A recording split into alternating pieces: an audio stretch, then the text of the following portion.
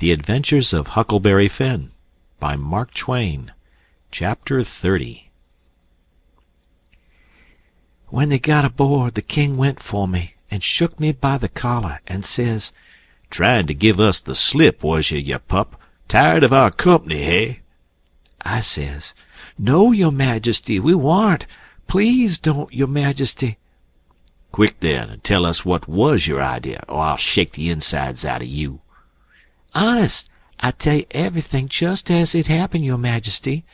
The man that had a hold of me was very good to me, and kept saying he had a boy about as big as me that died last year, and he was sorry to see a boy in such a dangerous fix. And when they was all took by surprise by finding the gold and made a rush for the coffin, he lets go of me and whispers, 'Heal it now, or they'll hang you, sure.' And I lit out. It didn't seem no good for me to stay. I couldn't do nothing, and I didn't want to be hung if I could get away.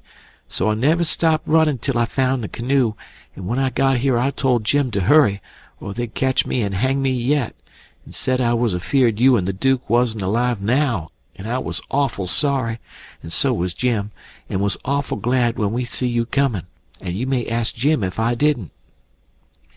Jim said it was so, and the king told him to shut up, and said, "Oh, yes, it's mighty likely," and shook me up again, and said he reckoned he'd drown me.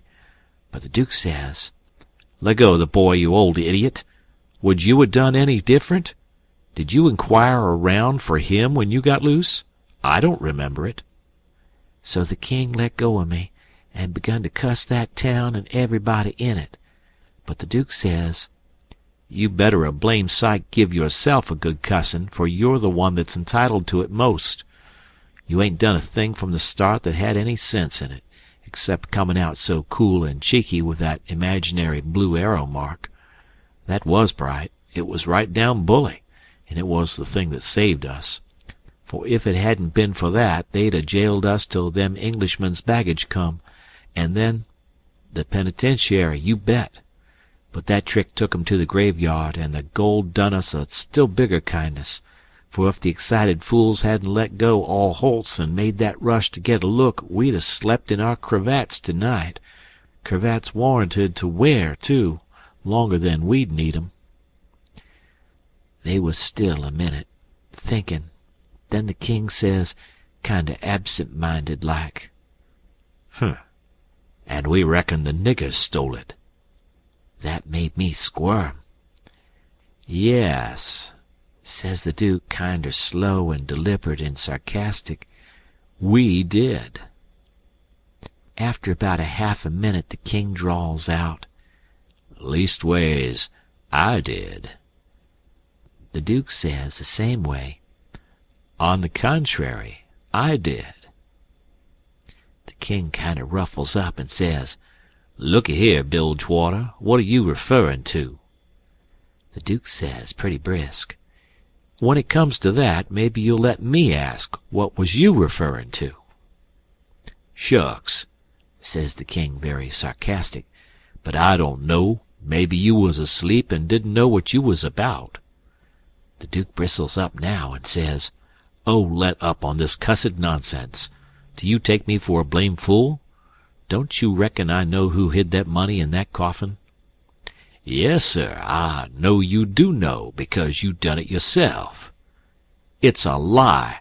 and the Duke went for him. The king sings out, "Take your hands off. Let go of my throat. I'll take it all back." The Duke says, "Well, you just own up first that you did hide that money there, intending to give me the slip one of these days, and come back and dig it up and have it all to yourself."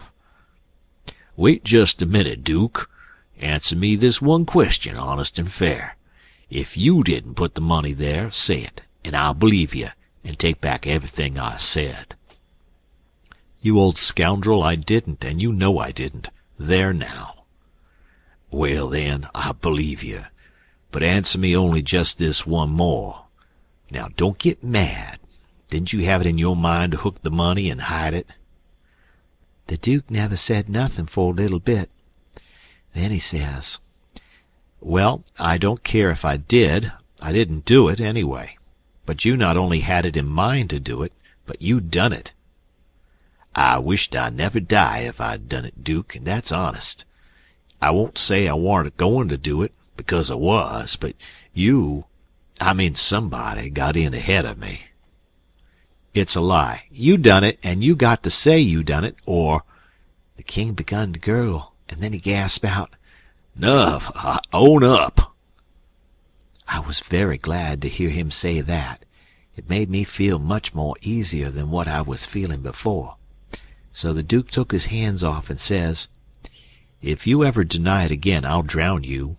It's well for you to set there and blubber like a baby. It's fittin' for you, after the way you've acted. I never seen such an old ostrich for wanting to gobble everything, and I a-trustin' you all the time, like you was my own father. You ought to been ashamed of yourself to stand by and hear it saddle on to a lot of poor niggers, and you never say a word for them. It makes me feel ridiculous to think I was soft enough to believe that rubbage. Cuss you, I can see now why you was so anxious to make up the deficit. You wanted to get what money I'd got out of the nonsuch in one thing or another, and scoop it all." The king says, timid and still a-snufflin', "Why, Duke, it was you that said make up the deficit, it warn't me." "Dry up. I don't want to hear no more out of you," says the Duke. "And now you see what you got by it. They got all their own money back, and all of ourn but a shekel or two besides. Go 'long to bed, and don't you defercit me no more deficits, long's you live." So the king sneaked into the wigwam and took to his bottle for comfort, and before long the Duke tackled his bottle, and so in about a half an hour they was as thick as thieves again, and the tighter they got the lovinger they got, and went off a-snoring in each other's arms. They both got powerful mellow, but I noticed the king didn't get mellow enough to forget to remember to not deny about hiding the money bag again. That made me feel easy and satisfied. Of course, when they got to snoring, we had a long gabble, and I told Jim everything. End of chapter.